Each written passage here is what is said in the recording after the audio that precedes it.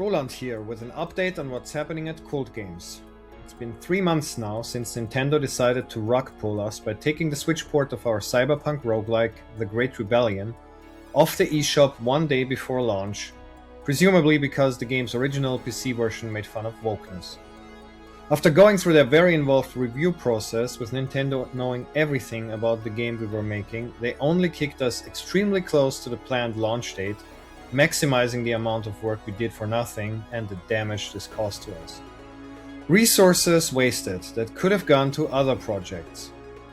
And why did they cancel us so close to release? The only explanation given was that our game's content is quote-unquote damaging to their brand or reputation, despite us toning down any political commentary in this version of the game.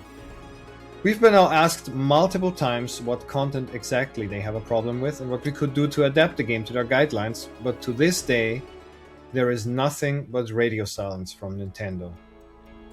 At the same time, they have no problem with tons of games with names like Pure Hentai or Hentai Gallery Sexy Souls, featuring AI-generated girls on their eShop. But we are not going to give up. We decided to act and pivot our development priorities to get our next 2 games into a releasable state as soon as possible. First, we intensified work to bring our old-school fantasy dungeon crawler Vercult to early access. Vercult is the absolute opposite of modern coffee shop fantasy.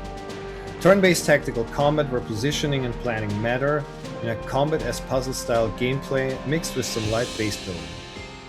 In the early access version, you will be able to recruit new heroes, upgrade your base camp between runs into the dungeon, and learn about the extensive lore and background of the world of Hirdengard as the game's chapters unfold during early access development.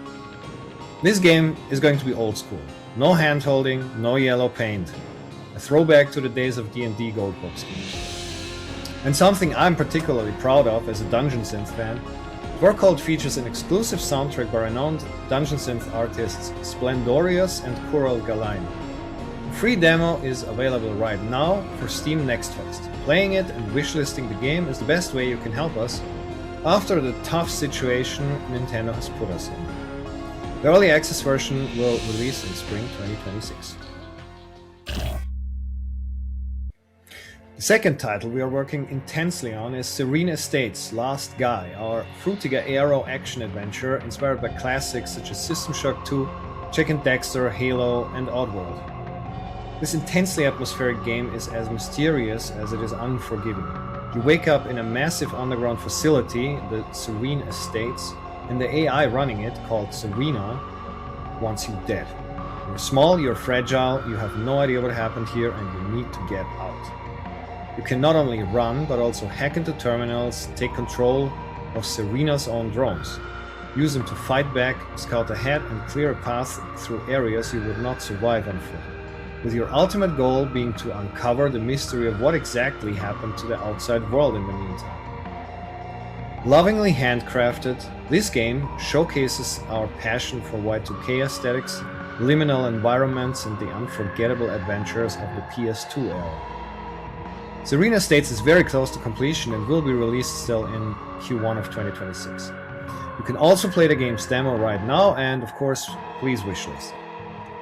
We have even more games in the pipeline, with Hyper Rebellion, the sequel to The Great Rebellion, and our episodic point-and-click adventure Biostician also being worked on in the background.